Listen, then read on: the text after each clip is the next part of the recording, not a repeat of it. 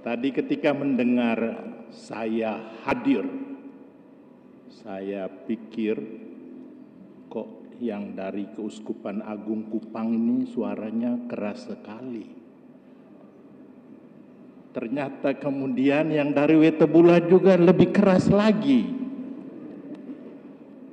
Itu berarti memang sungguh meyakinkan apa yang mereka sudah pilih sampai pada saat yang menentukan ini.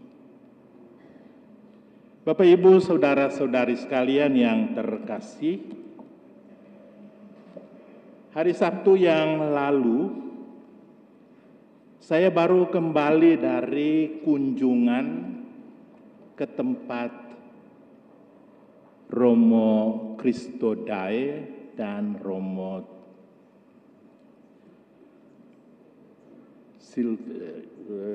Venus, Romo Torres.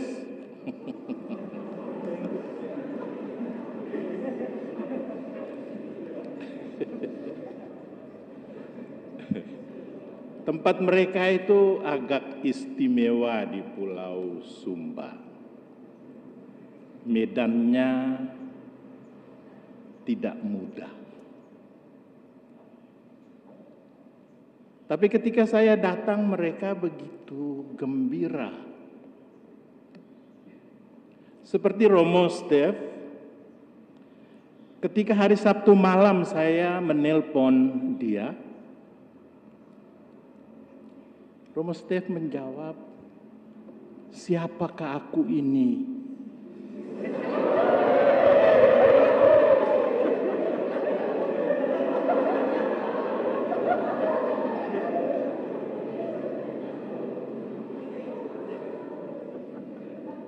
Sehingga Bapak Uskupku mengontak saya.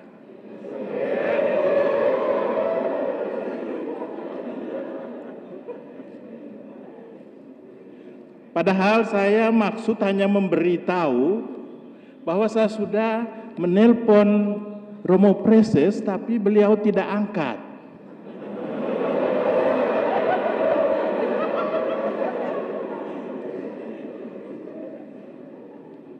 Karena beritanya mencemaskan. Penerbangan ke Kupang dari Wetebula batal untuk tanggal 30 dan baru boleh tanggal 31.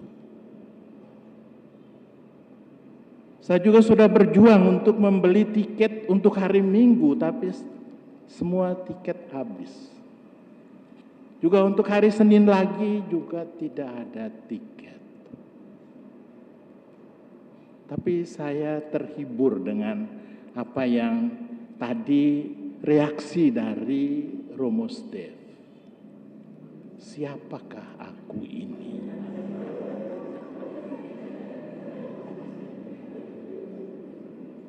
Karena itu kata-kata yang juga diucapkan oleh Elizabeth.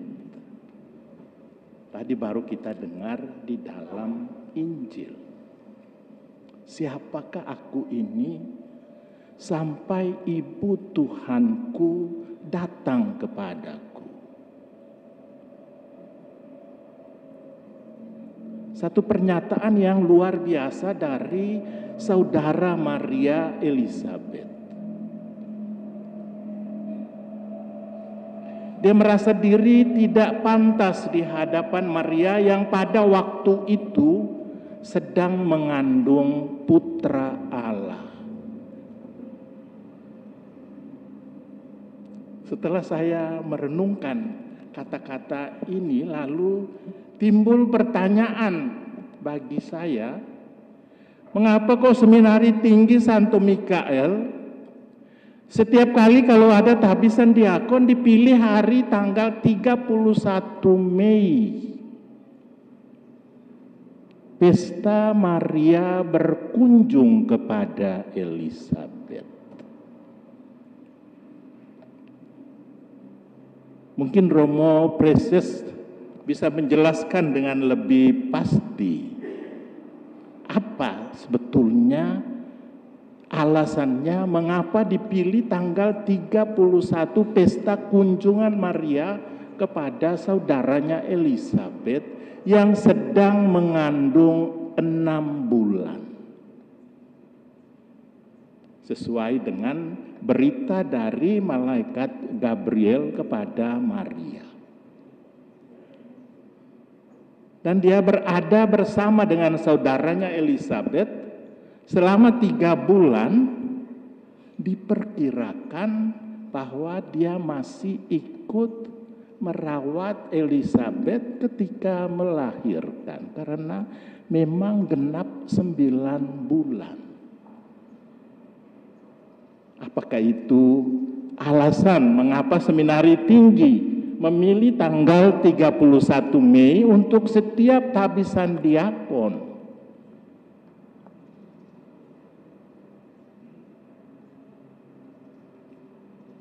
Kalau kita melihat tokoh utama dari cerita tentang kunjungan Maria kepada Elizabeth,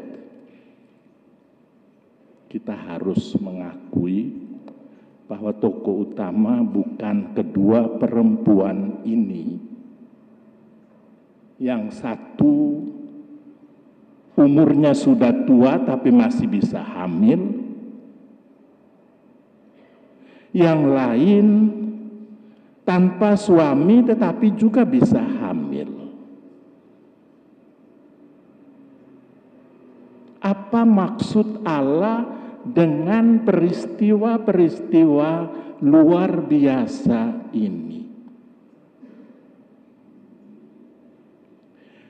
Bunda Maria juga tidak datang kepada Elizabeth untuk membuat pesta bahwa mereka berdua dipilih oleh Allah untuk ikut melaksanakan karya penyelamatan yang sejak awal mula direncanakan oleh Allah bagi seluruh umat manusia.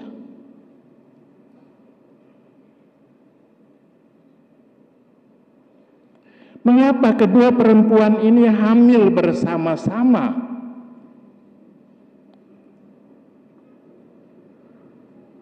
Dan semuanya adalah kehendak Allah. Bahkan mereka diberi nama masing-masing oleh malaikat Gabriel. Yang satu Yohanes, kita sudah tahu itu berarti Allah berbelas kasih, Allah yang rahim. Yang lain Yesus, Allah menyelamatkan. Lalu bagaimana hubungan antara keduanya ini sehingga kita bisa mengatakan bahwa memang pantas kalau Seminari Tinggi Santo Mikael memilih tanggal 31 untuk tabisan diakon. Yohanes adalah pelayan dari Yesus. Ya toh? Kalau tidak percaya, lihat kitab Yesaya.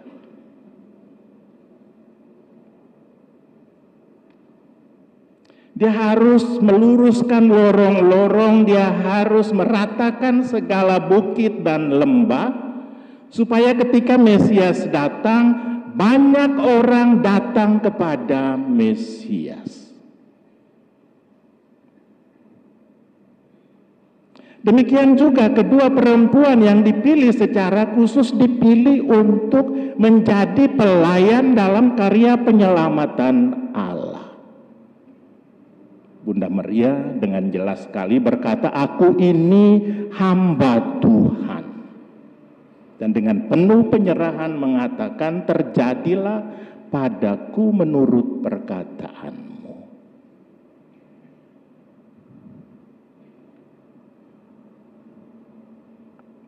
Elizabeth sendiri tadi seperti yang kita dengar tidak tahu mau bilang apa kepada Bunda Maria. Siapakah aku ini?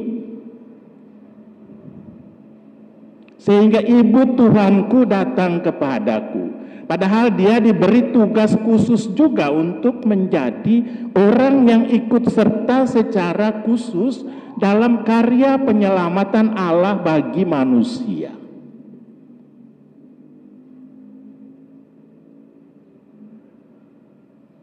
Menjadi pelayan bagi Mesias. Sementara Mesias sendiri menyatakan dirinya sebagai hamba Allah. Itu berarti bahwa semua cerita ini berkitar sekitar karya pelayanan. Dan itu yang sedang kita rayakan pada hari ini. Jadi Romo Priestess, kalau belum didapatkan alasan mengapa tanggal 31, itu mungkin bisa dipakai untuk alasan mengapa seminari tinggi selalu pilih tanggal 31 Mei.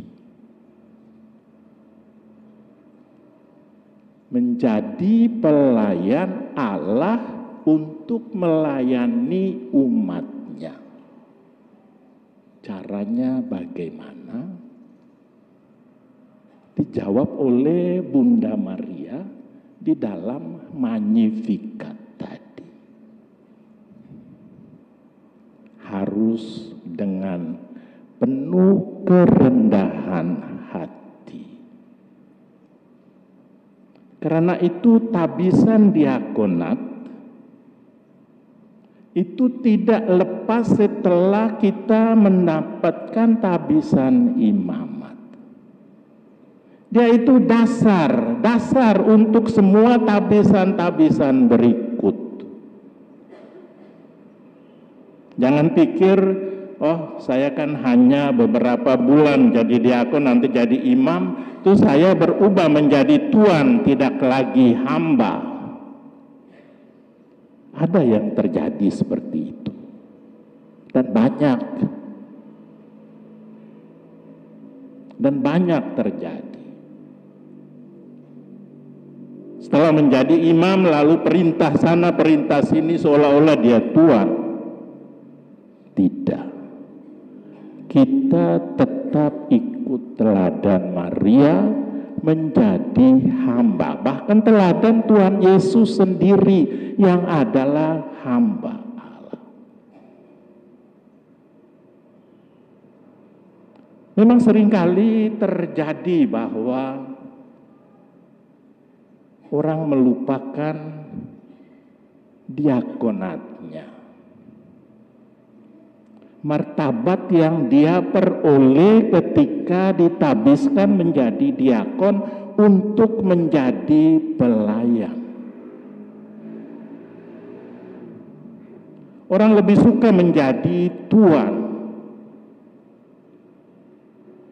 Padahal ditabiskan diakon untuk bisa menangkap apa sebetulnya menjadi kebutuhan dia itu atau mereka itu yang harus saya layani di dalam kehidupan saya. Seorang hamba, dia melihat apa yang dibutuhkan oleh tuannya. Seorang pelayan, dia harus peka terhadap kebutuhan yang orang yang dilayani. Jadi para calon diakon yang saya kasihi, jangan lupa ini bahwa ini menjadi dasar untuk pelayanan-pelayanan karya-karya kita selanjutnya. Kita harus tetap menjadi pelayan, tetap menjadi hamba bagi Tuhan dan bagi umatnya. Kalau tidak demikian, kita gagal. Dan kalau kita gagal, itu berarti bahwa kita tidak ikut ambil bagian dalam rahmat pentabisan yang kita terima. Karena itu selalu harus dalam kesadaran sebagai pelayan untuk melayani yang memang harus dilayani. Jadi jangan lupa frater-frater yang sedang nanti juga akan ditabiskan menjadi diakon, kecuali kalau nanti pimpinan seminari mengatakan, kalau begitu kita tidak lagi tabisan diakon pada tanggal 31 Mei. Tapi kalau toh juga tidak pada tanggal 31 Mei, hakikat pelayanan itu harus menjadi hakikat di dalam kehidupan dan gerak-gerik sikap dan tingkah laku kita sehari-hari dalam rangka kita menjawab panggilan Allah bagi kita untuk menjadi pelayan khusus di dalam gereja. Bapak, Ibu, saudara-saudari, para calon diakon dan para frater, dengan alasan-alasan ini, marilah kita dengan penuh syukur melanjutkan upacara pentabisan diakon. Amin.